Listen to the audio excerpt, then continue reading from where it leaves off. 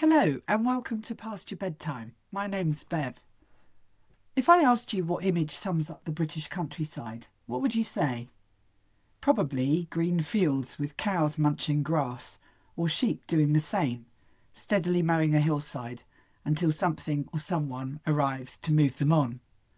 As you look across the scene, the boundaries may be marked by fencing or dry stone walls or hedgerows. Take a closer look at those hedges and you might spot some uniformity in their design. A skeleton of branches formed with man-made purpose, an evenly spaced network of twigs with an orderly line of branches growing at 45 degrees. If you do, you're looking at hedge laying, a tradition that's as old as the hills themselves. On today's episode, I'm talking to Stephen McCulloch, a champion hedge layer from Devon.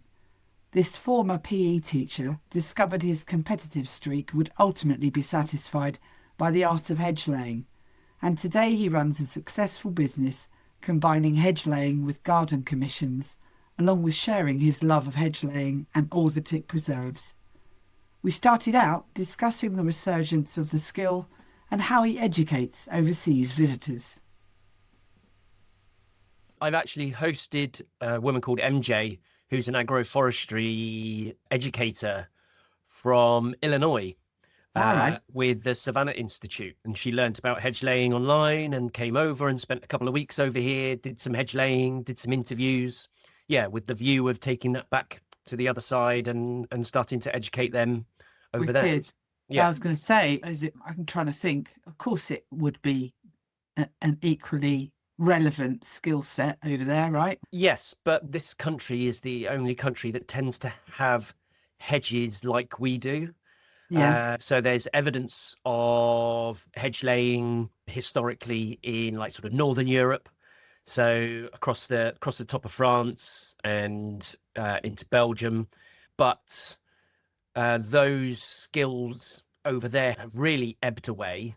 And so there have been quite a few ambassadors from this country that have gone over to do some teaching in recent times, and then also going across to America to educate people over there. And yeah, there seems to be a real growing interest and support and keenness to use hedgerows in the larger landscapes where it is just really open. Yeah, well, going back to what you were saying to me before about sheltering and where soil is eroded, I mean, they only have to think back 100 years to the Dust Bowl era to know what the effects of that are. So, yeah, interesting. So, come on then, tell me how this all started. I had a quick squinny at all your info this morning and realised that you've been doing this for 20 years. And can I say, you don't look old enough. So how did it? That's very How kind. did it obviously keeps you healthy? How did it start for you? Well, I came into it like sort of really without any planning whatsoever. So after university, I went out to Austria and spent 4 years whitewater rafting and teaching snowboarding in the winter. Yeah, wonderful life, wonderful job, or jobs. Then I came back and had this grand idea that I was then going to become a PE teacher. So got myself all the certificates, got qualified, then spent the next 2.5 years doing supply work down in the Southwest, applying for umpteen jobs across the Southwest, only to be told you were our second choice. And after 2.5 years, just got fed up with that, really. So decided I'd give myself a job. And my wife and I were very happy living where we are. Well, I'm from the Southwest and she'd moved down from Shropshire, and we both equally love it down here. So we decided to stay. And it was an opportune moment, I guess, in that a friend that I would do work for during like half terms and summer holidays, and when I wasn't doing supply work, he had a landscaping gardening business, and I would help him from time to time. But at that moment that I decided to go alone, or give myself a job, he also had an opportunity. So he folded his business. So I took on a handful of his customers, and one of those customers needed some hedge laying doing. So and that customer was his father, and it was just at that time. So that was 2007 that I've started on my own, and for those 3 years, it was just a job that needed doing. Like Uh-huh. sort of, I didn't know anything about hedge laying really. I just went and did it, and I really owe it to David Palmer because he completely changed my life with a conversation that we had one day, and that was in February 2010.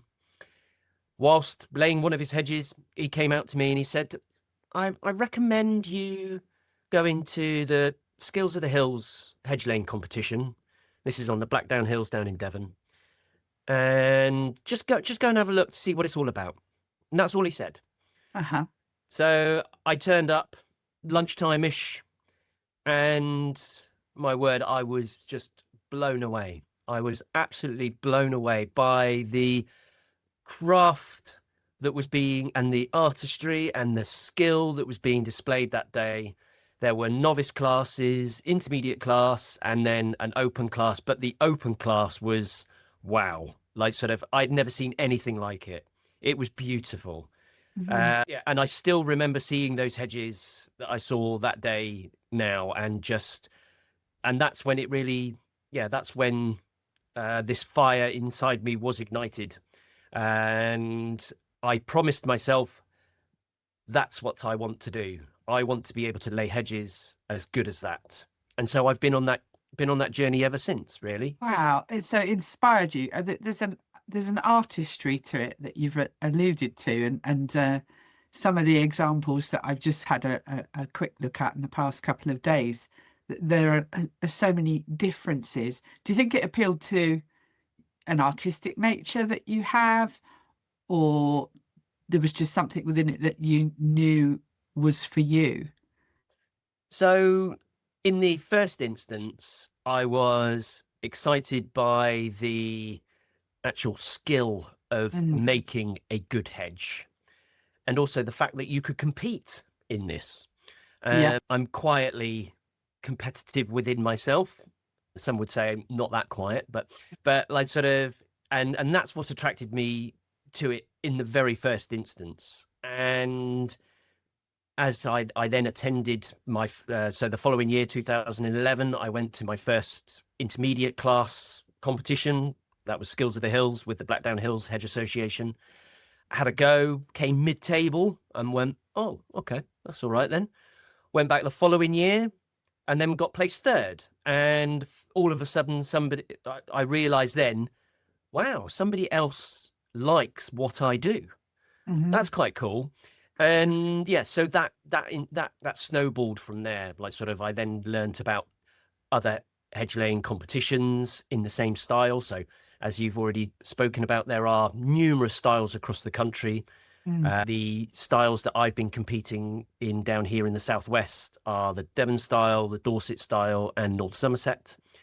Devon and Dorset quite similar in the fact that we lay the hedge flat on a bank, Yeah. whereas North Somerset they don't tend to have a bank, so you lay the trees over at an angle around 40 degrees ish, something like that, to make a living fence that's about 3'6" high and generally about 18 inches wide, something like that.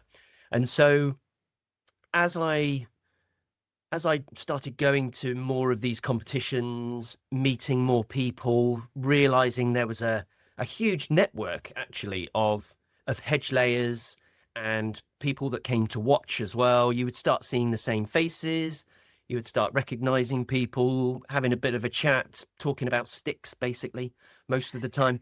Um, and I guess that camaraderie, that network, then I realized that because hedge laying is quite an individual pursuit most of the time.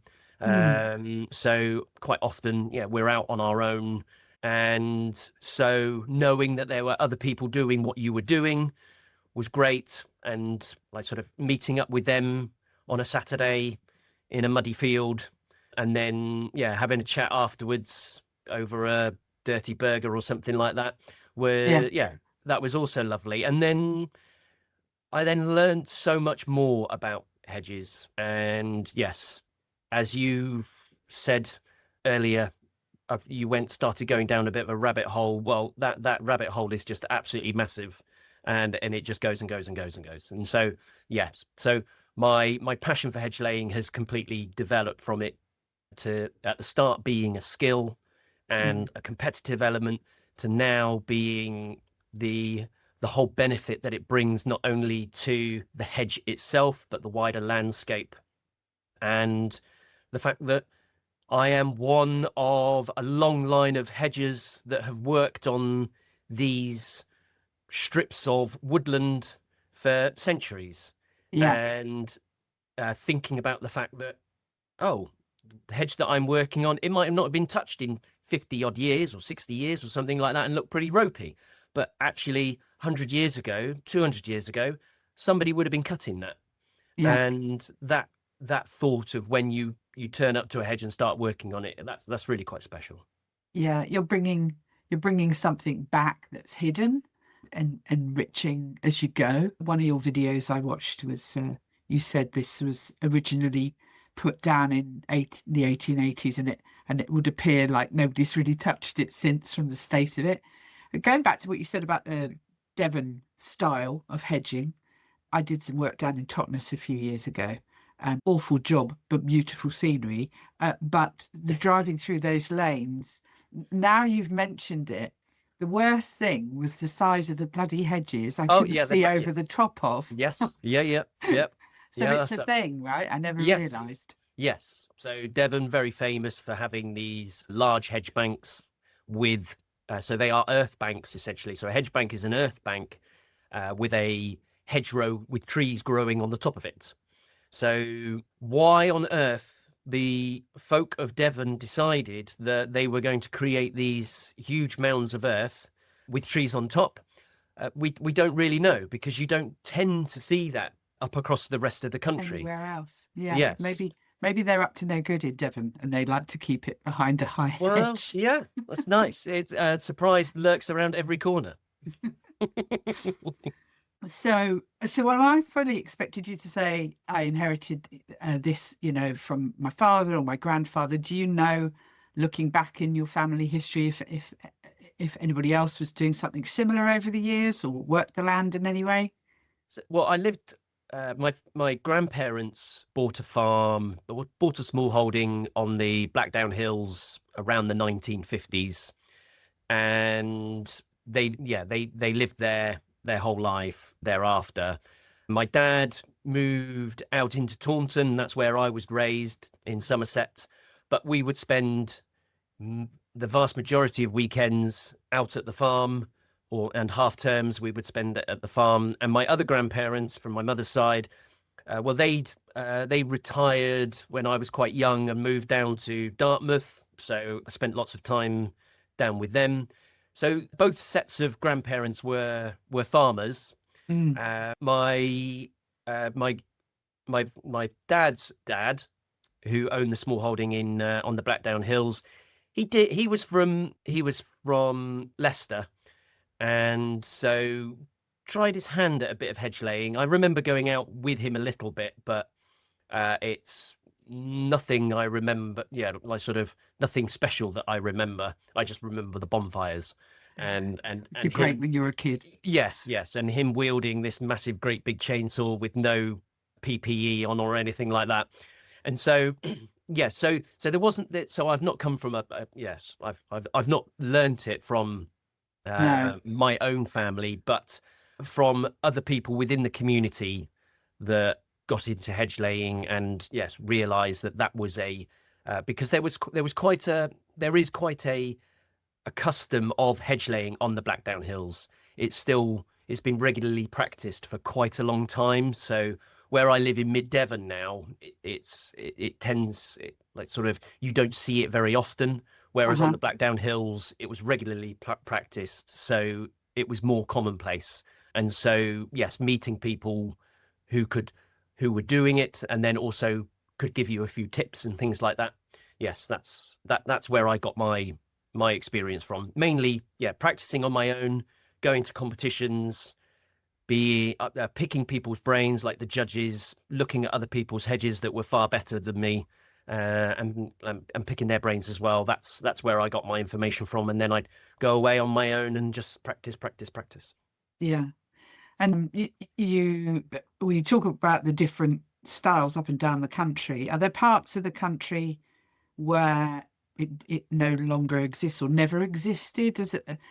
I was just talking to someone this morning after we'd had a little chat, and he referenced that in South Yorkshire and Derbyshire in particular, it's more dry stone walling's more prevalent than hedgerows, and presumably going back to, after the Enclosure Act, when people were given, an acre square or whatever to put together, it was quicker to put a wall up than to wait for a hedge to develop to demarcate your plot.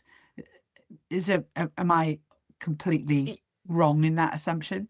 No, no, no, not at all. In that I would have thought that the farmers of that time would have used the resource that was most Mm, prevalent to them. mm, So in those areas where stone is just absolutely everywhere, yeah, then yeah, you would pick that from the land, and that's what you would use to build your boundary with.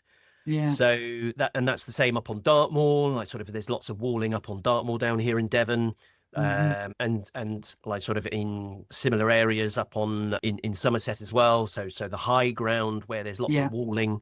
Yeah, you don't see very many hedges up there at all. And also right down in Cornwall, they have Cornish hedges, but they are completely different to ours in the fact that they are stone-faced banks with an earth cap on the top, but they don't generally have any shrubby growth on the top. It's generally grass, and right. that's a Cornish hedge. So it's more I would probably suggest it's more the lowland areas where trees are able to grow more rapidly that you would find, yeah, that in those times when they were clearing the land, that and making fields, that they would use the resource that was most available to them at that time. Yeah. So what does there's a season, right, to hedge laying? What is that period? So it's outside of the bird nesting season and when the sap is at its lowest. So you can start hedge laying from the beginning of September right through to the end of March.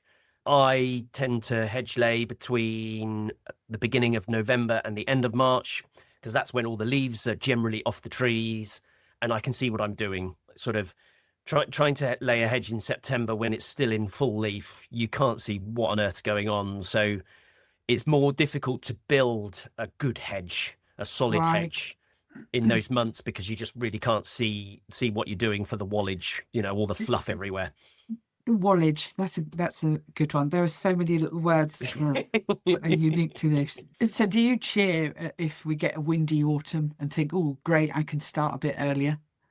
Well, yes, like sort of a colder autumn is always good. Yes, like sort of, yeah, that means they're well, my summer work kind of also dictates when I finish. So I'm because it's seasonal work. I'm gardening in the summer, and then so I have to so I can't really leave my gardens too early because otherwise I'll upset those customers. Mm. And you've got So to get them ready for winter, yes, presumably. exactly, exactly. So like sort of I do as much as I can at the end of October, so then I'm ready to go hedge laying, and then over the Christmas period, what I'll do is I'll pop back to some of my gardens just to give them a little winter tidy, and then I'll be back at some point in March to start things up again. So yeah, that's the season essentially. And the reason, yeah, it also helps with having the sap low, because obviously if the sap's really running, because we're cutting all of the trees, it's not beneficial to them really when the sap's really running, because then they just bleed everywhere. And so does it exhaust the tree, to use that word, if you were to cut into them when the sap's running? I would, yeah, I would suggest it would, like sort of, yeah, because they would, and the type of when you're hedge laying, you are putting an awful lot of cuts in usually, Mm. so there would be a lot of points at which the sap could weep from. So I would probably suggest that, yeah, it's not great to do that then. Are you working out that you said earlier it's quite it can be isolating or isolated Are you working on your own all of the time? I think you mentioned to me that you have apprentices, or do you work in a team ever on any of the jobs? Was so I've been fortunate in that I've been able to develop my business in recent years. So up until I think it was about 2018, I was just on my own. It was just me. And then I was able to develop the business and get more customers in. I was then able to take on Adrian Mills, who's worked with me since then, and he's an exceptional cutter. He's brilliant. And not only was it great to have somebody else with you, especially when the weather's not so great, and helping push you on so you actually do stay out for the whole day, no matter what, but Mm. also the work just becomes a lot easier, a lot more efficient when you've got another pair of hands to help cart things away and work together like that. So, and then yes, and since then, well, last winter, excuse me, last winter, I hired my first apprentice because hedge layers are quite difficult to come across. And so I thought, yes, now's the time to pass on some skills onto the next generation and see if I can not only provide some employment for somebody, but also give them some skills to move into the future with. And so, yes, took my first apprentice on last winter. Robin, she was brilliant, worked really hard. And then this winter, I've taken on, and so Robin didn't come back this year, but I've taken on another apprentice, Max, and he's started really, really well. So yeah, it's great. It's great having a team now. It's yeah, not so quiet during break times. What- So, for anybody looking to get into it, and I'm thinking of youngsters probably because it's it's a very physical job, right? Yes, Um, yes, it is. what Yeah. what's the route to coming in to as a career through apprenticeship? How does somebody go about that? So there aren't any like sort of national apprenticeships running at present. The Mm. National Hedge Laying Society are looking into creating a potential apprenticeship scheme. There was one run by the CPRE Hampshire, and I was involved with them last winter. They had some funding that they'd secured to be able to set up an apprenticeship scheme. Sadly, that's come to an end this winter. So this winter is the end of that. But there may be something in the future. I don't know what they're planning or what they're able to do.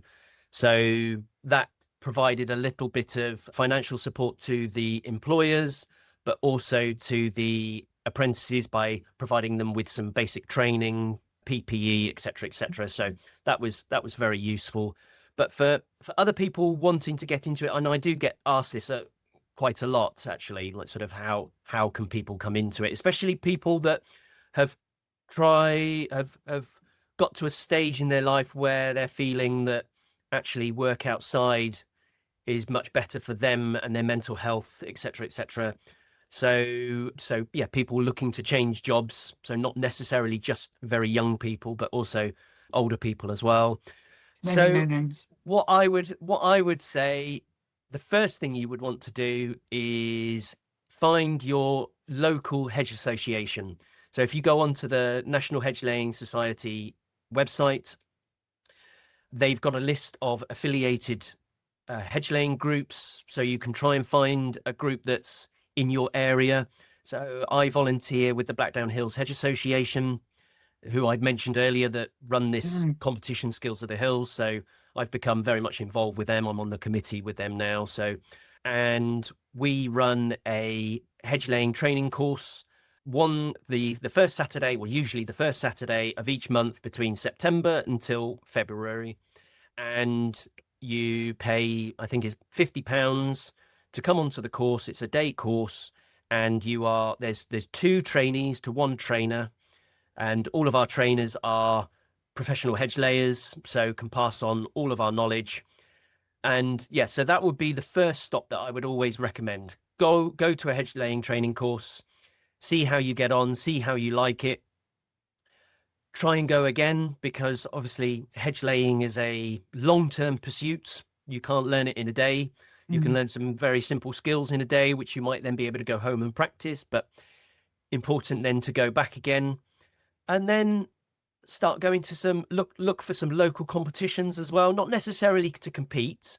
But although we do encourage our trainees to compete in our novice class at our competition, because in our novice class, it's very much about nurturing people. It's not about the competition. Yeah. So for our novice classes, it's very much the stewards and the judges are there very much to help and encourage people on their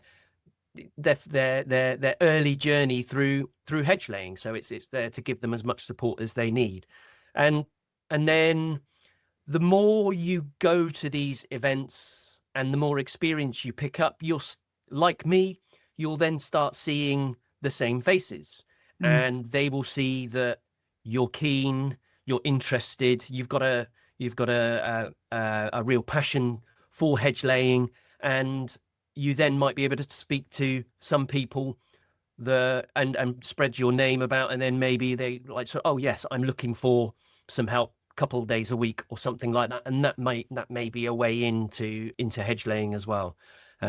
But I also do need to mention as well that once you've got some skills, the National Hedge Laying Society are now running a accreditation program where you can get your bronze, silver, and then gold accreditation. So bronze is very much for people that are just starting out on their hedge laying journey.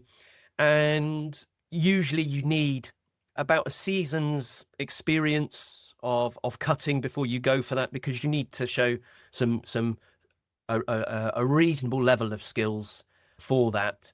But what that does is then that gives you a ticket at the end of the day.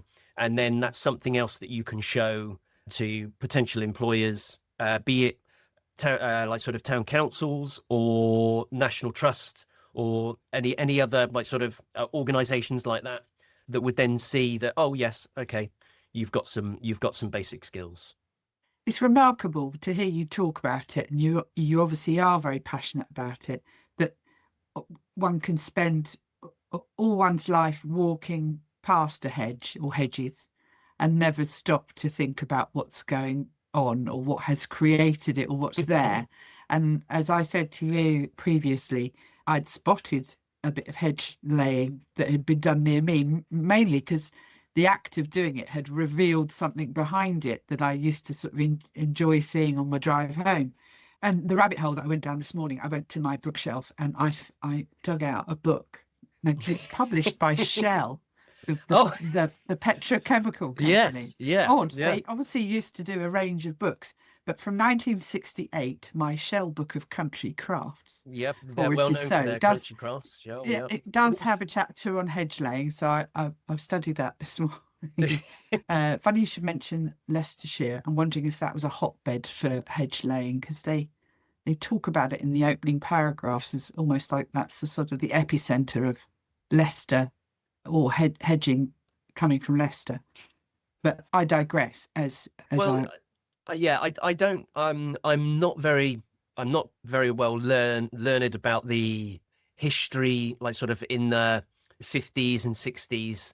But I have seen newspaper articles that people have popped up on Facebook when, I think, was it like sort of, it might have been like Farmers Weekly or somebody, a big agricultural institution like that would put on, there would be like big hedge laying competitions, and it was a big thing not so long ago. They were huge and attended by lots and lots of people. So, and I do seem to remember that the images that I've seen tend to be like sort of around the middle of the country, like sort of I'm not seeing much of it down here in the like reports of that down here in the southwest. But yes, like sort of it's a few pages. I'll screenshot or I'll take a photograph of 3 or 4 pages and WhatsApp them to you, because unless you want to learn how to make a coracle or do some wheel writing, obviously the rest of the book. No, I'm all right for that, thanks.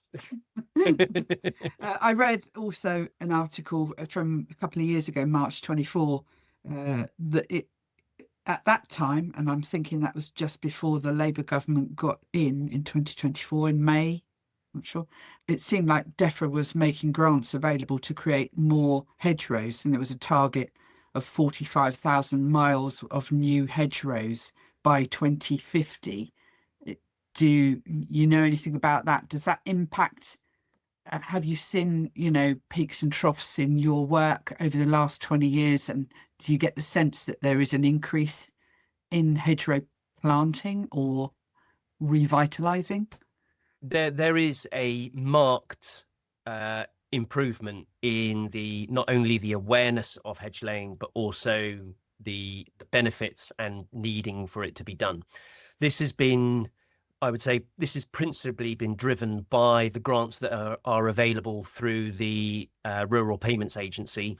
Hmm. So they have had numerous schemes running for many, many, many years now, but successive governments have actually started putting more money into these environmental policies because one of DEFRA's main aims is for nature recovery.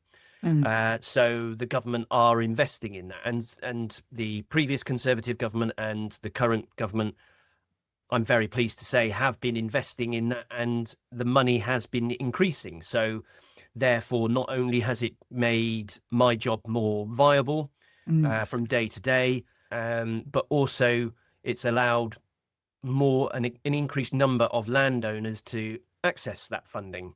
mm, There was a slight blip recently in the fact that the cap was taken off the maximum on which you could apply for, which meant that the money ran out very, very quickly and suddenly it all got shut down. This So is the SFI being closed down yeah, that's another element of it as well. And I right. think the problem came when the cap for the capital grants works was completely removed, and suddenly huge grants were being applied for by single landowners, almost like sort of some of them. I read on the DEFRA report that yes, some of them were almost up to £1 million, and it's just like, well, whoa, like sort of that's a serious amount of work and a serious amount of money going to a single place. So Mm, mm, that has skewed things recently.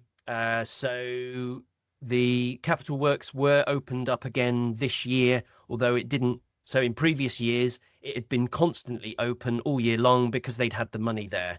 This year, I think it only lasted for a month before it was oversubscribed, and all the money was tendered.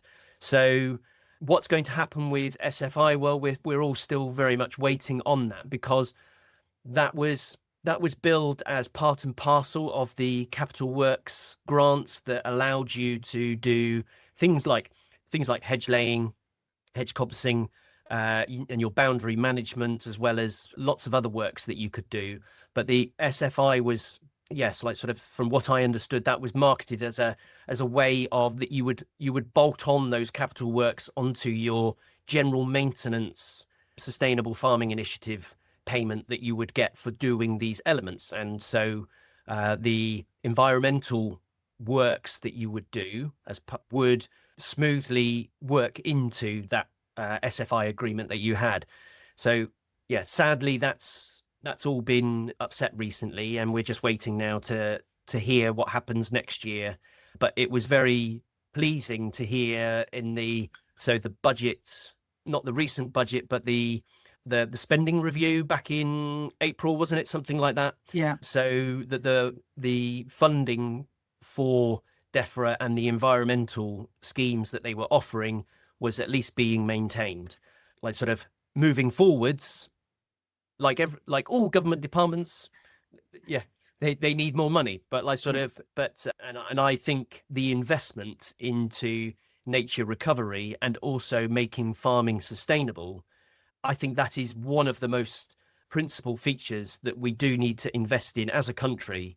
Not just because I'm a hedge layer and it, like sort of lines my pocket, but actually when you think about it, the environment in which we live in is of paramount importance, because without that, and without that working effectively and efficiently, well, I would probably suggest that all the other things that we like to enjoy will just be secondary, uh, Mm.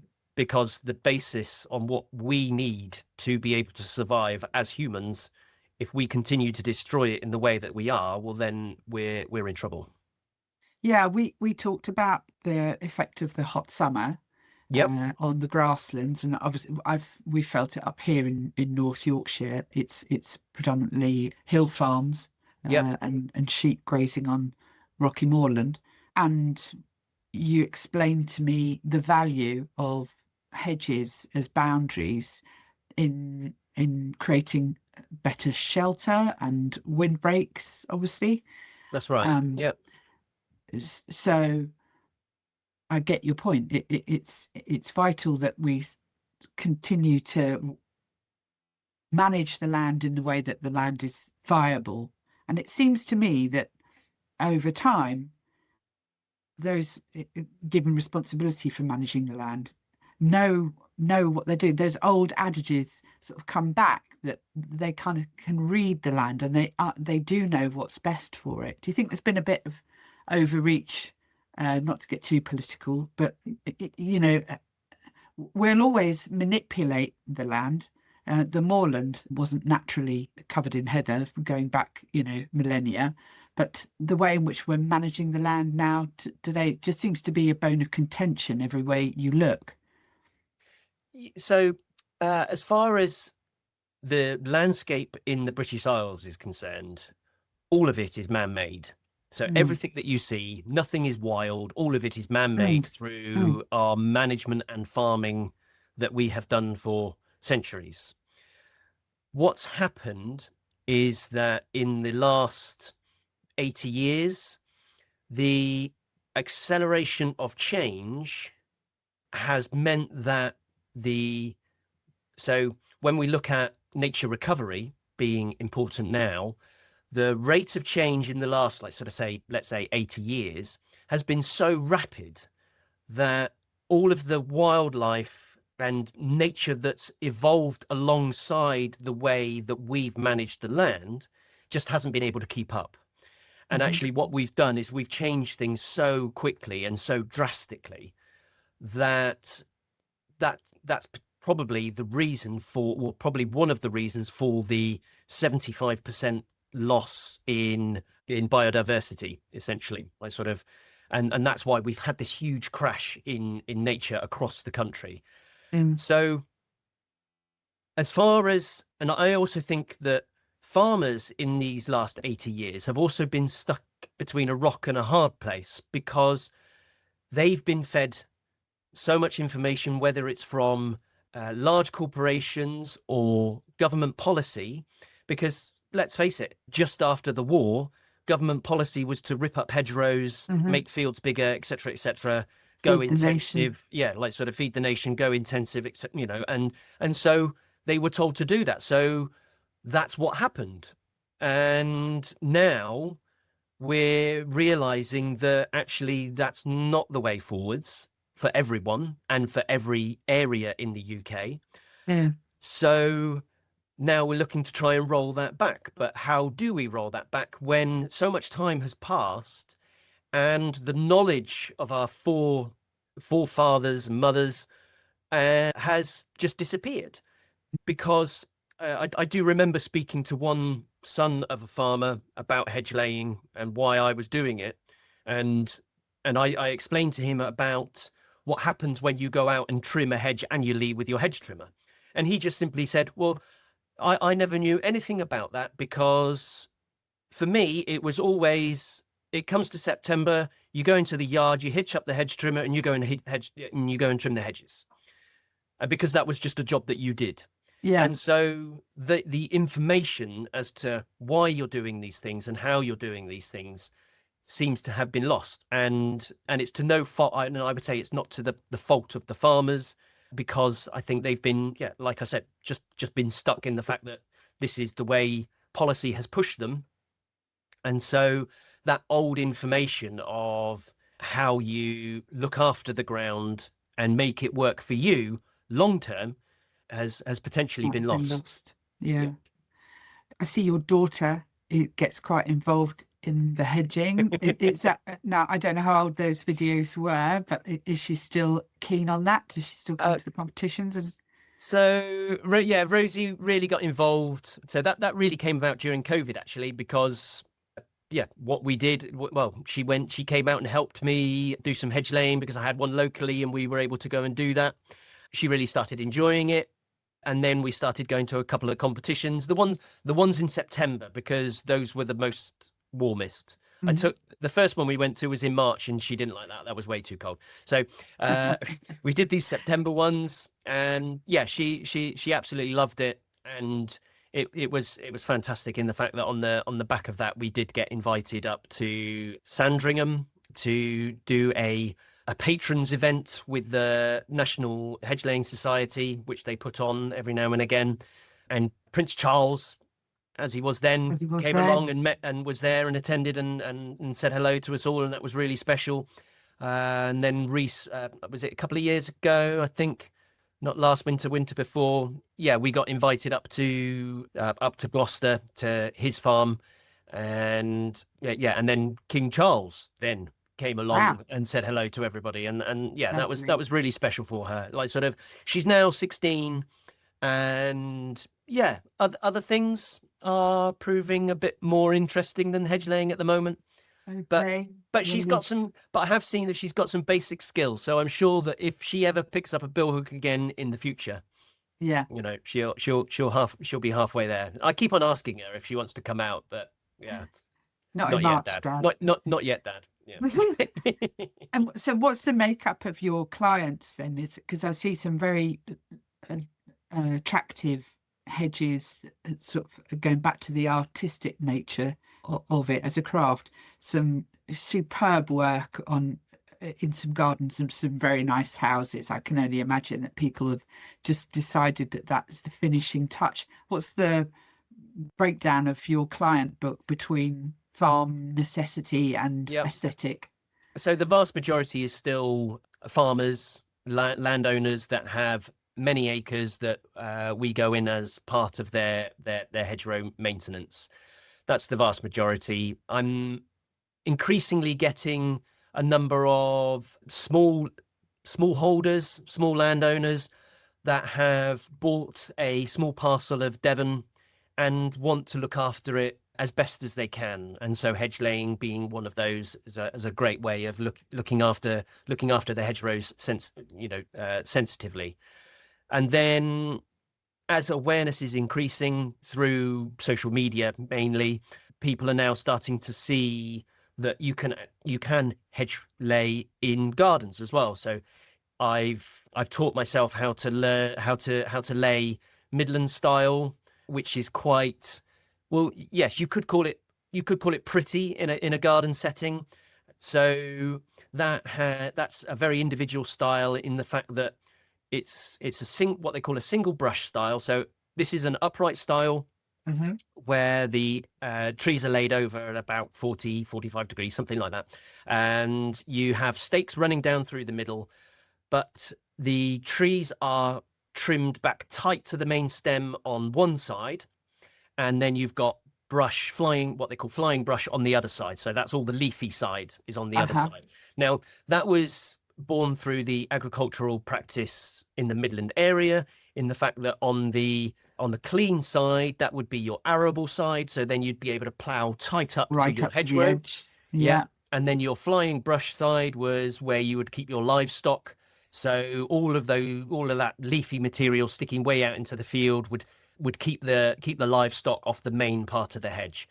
It's then staked down through the middle, and they use hazel binders. So hazel binders are long, thin pieces of hazel, so single stems of hazel that have been grown in a coppice and harvested on a 7-year cycle. And they are about, at the butt end, they're about the thickness of your thumb, if you've got a fat thumb like me, and then running about 8 to 12 foot long, and going all the way to nothing.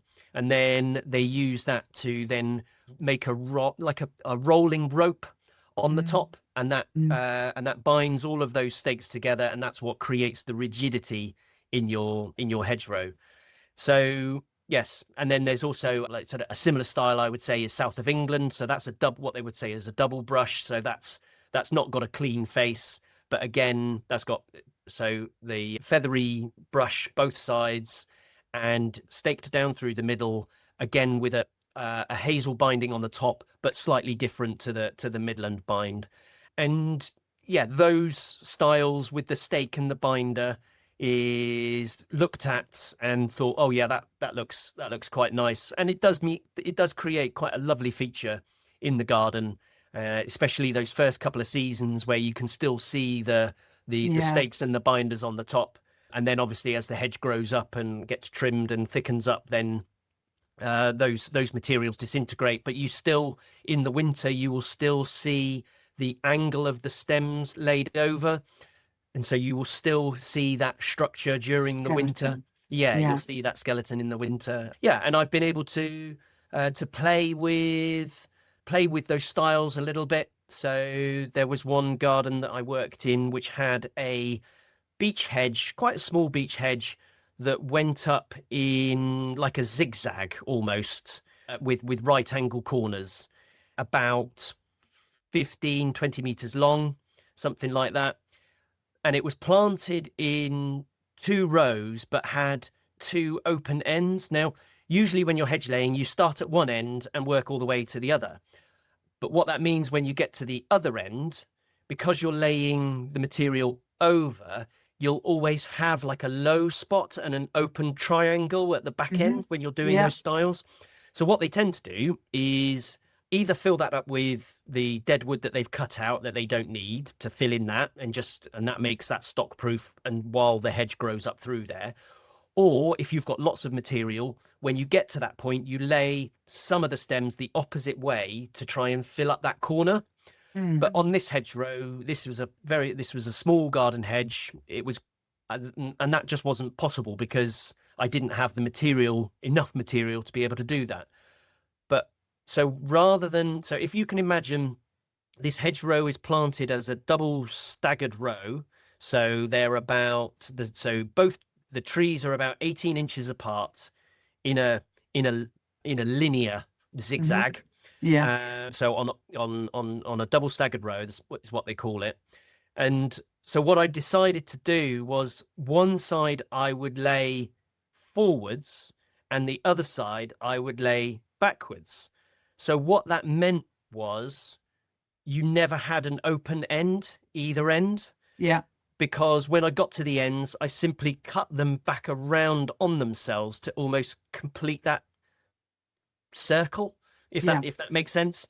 Yeah, and because I had the stakes and the binders, I was then able to create the structure in the hedge needing to make it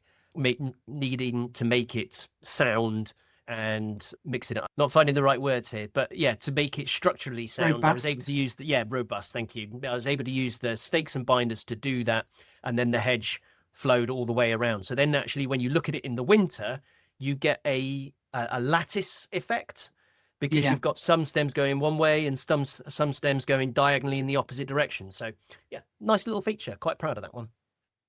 Obviously, and you paint a beautiful picture of it in the imagination. Thank you. What would you say to anybody who wants to have a go at this at home in their own garden?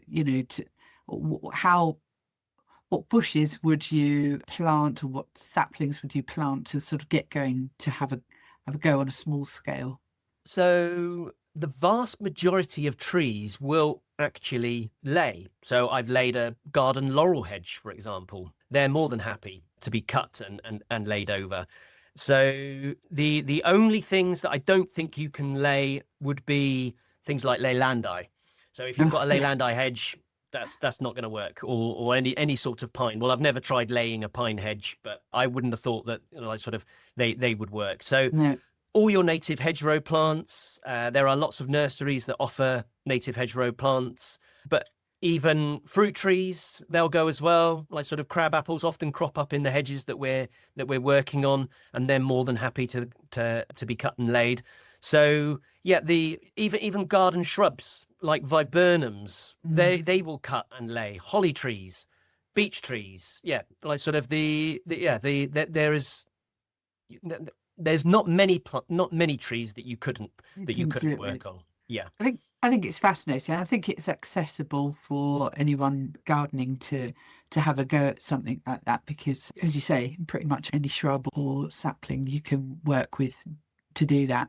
What we're trying to do as hedge layers now is secure the long-term health of the hedgerows, Oh, because it may look brutal what we're doing, because we trim out the vast majority of the wood that's growing in that hedge, and then we are putting these massive cuts into these trees and laying them over, and people say, well, there's barely anything attached. Well, you'll be surprised, like sort of. But I've seen your videos, and there's little shoots that are coming up from the bare wood. Anyone who's been a gardener knows. My mother always used to say, cut roses right down hard to get Yes. the abundant growth the Yeah. next year, right? Yeah, exactly. And it's the same principle. So these trees have evolved to be battered Mm, like this because in sort of when huge herbivores used to roam the land, that's exactly what they would do. They would just barge these things over. So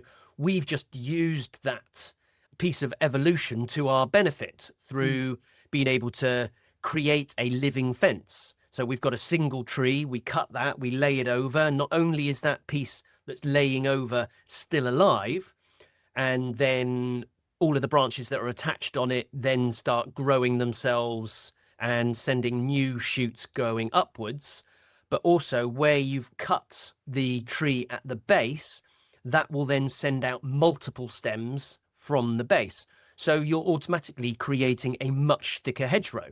mm, So great if you want to create a fence, and that's mm, essentially where it's all come from. What we've learnt in more recent times is that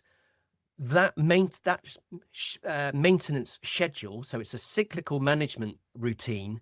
So you'll be laying a hedge every 15 years, 20 years, maybe. Depends if you do a little bit of light trimming, because before tractors, they would go out with side hooks and they would side the hedges. So just lightly trim them on the sides and then the top until they got too big, and then they would just leave them, you see. mm. So it's part of that cyclical management. Now, what we're finding is that not only can it create, if well managed, it can still create a very, very good stock barrier, especially if you are not sort of overstocking the fields. Like Mm. sort of farming practices seem to have changed in that it seems that livestock tend to be kept in fields for much longer than they would have done before they get moved on. And so obviously if you've not got a wire fence, well then they can potentially wonder if they're being asked to stay on ground which they don't want to stay on anymore. Yeah, yeah. But also the fact that this maintenance schedule, because it rejuvenates the hedgerow from the base, you are creating new wood, and that keeps the hedgerow young, healthy, and vibrant. And when you've got a young, healthy, vibrant hedgerow, well, then it's providing a huge amount of habitat for a huge array of wildlife. In Devon, Rob Walton from Devon Hedge Group did a study on a 100-meter section of hedgerow, and he recorded every single species that he saw, every single species of wildlife using that hedgerow, and in 12 months. And he Uh-huh. recorded over 2,000 species, from invertebrates all the way through to birds and mammals, using that hedgerow. Wow. So yes, it just shows you the importance of these, what they call wildlife corridors, Yeah. because they are essentially like sort of mini woodlands that run all the way across our countryside, creating a network. And they are the best of everything, because if you walk into the middle of a woodland, especially if it's not a managed woodland, it's a completely closed canopy. There's not a lot of lights. There's not a lot going on in the bottom Mm. because of the amount of shade that's been cast. Whereas if you look at a hedgerow, it's getting light from all sides. Yeah. And when you maintain it through hedge laying on a regular cycle, what you do is you open that hedgerow up to all that abundance of light. And Mm. what that does is it's not just the trees that grow at that point. Because there's so much light getting into the base, you get a huge array of flora and fauna that suddenly wake up because they've been sitting in there dormant, In waiting. the dark. Yeah, Yeah. waiting for their moment, and then they come out. So we lay hedges down here in Devon, and then we cast up the earth bank. So we rebuild the earth bank, and that disturbing of the soil. Suddenly, you've just got an abundance of flowers, mainly foxgloves, essentially. And so for the first 2-3 years, it is absolutely purple with foxgloves, these hedgerows.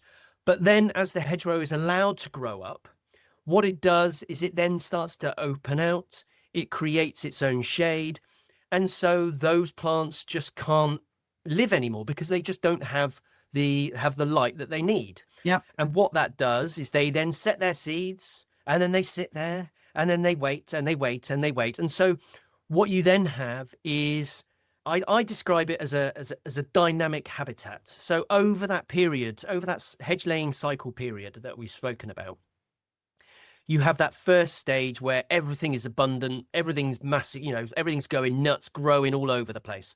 But then as the hedgerow is allowed to grow up and create the shade, so it changes from lots of flowers and fauna to a more woody structure. So then your other other wildlife will then start utilizing that space. And so, and if you do it on a rotational setting, so around your land, you will be creating those dynamic habitats all the way across your parcel. And so Yeah. what you do each time you lay a section of hedge, that changes that area completely, but at least there's another area that's just coming into that phase that you've just taken that hedge out of. Do you see what I mean? I do. So Yeah. so what we're finding now is that by not only is it great for maintaining a stock barrier, but also the creation of these dynamic habitats that enable our farmland wildlife to not only survive but actually blossom, because you're creating the circumstances in which they've evolved to work alongside. If a hedgerow is just maintained through annual trimming across hectares, well, you just don't have that dynamism. You don't have the trees growing enough so that they're able to flower and then fruit, because they need to flower, and they need to flower on their 2-year-old wood. But if you're chopping that off every year, well, then it's never going to flower and it's never going to fruit. So other than just a green network of trees, Yeah. it's not really providing anything else. And so if you then start looking at these spaces through the eyes of what wants to use them, you then start to realize that actually it's more of a green desert out there than it is a green and abundant Pleasant land or land. Yeah, pleasant Yeah. land. Yeah. Yeah. Fascinating. And hopefully, with all of the discussions around regeneration, people are getting this message. The skills that we might have lost from farmers who've retired and passed away with those skills from the last 80 years, as we were saying, the education and the opportunities and the information is there for the younger generation to come through and understand. Yes, and I'm really quite excited about what is starting to happen, because I am starting to see a lot more of first generational farmers moving into the sector, young people that are really passionate about not only wanting to grow, but also look after the ground on which they are growing. Because ultimately, yeah, if you look after the ground, it will provide for you. You may go through a lull one year to the next, but ultimately looking after the ground over the long term will repay you over the long term. And so there are events like Groundswell, or Yeah. organizations like Groundswell, that are, yes, it looks really quite vibrant, what they're trying to do. And even though a lot of, so they're creating new sound bites like regenerative farming and things like that. And speaking to some older farmers, they say, well, that's just mixed farming. It's That's what we've been essentially what doing. that is. That's what we used to do years ago. It's like, well, yeah, but mixed farming doesn't sound quite as sexy as regenerative farming, does it? So, I'm glad you said that, yeah, because it wasn't when I started to do my research in the sector months ago. I was reading these articles and I think, oh yeah, no, that's really good, and they get it.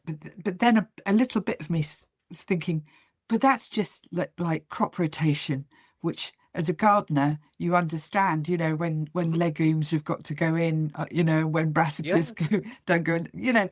And I was starting to get really cheesed off for reading it, but it's all good. You know what? If the conversation is happening, if it's alive, and people young and old are impassioned about doing right by the land, that's got to be good.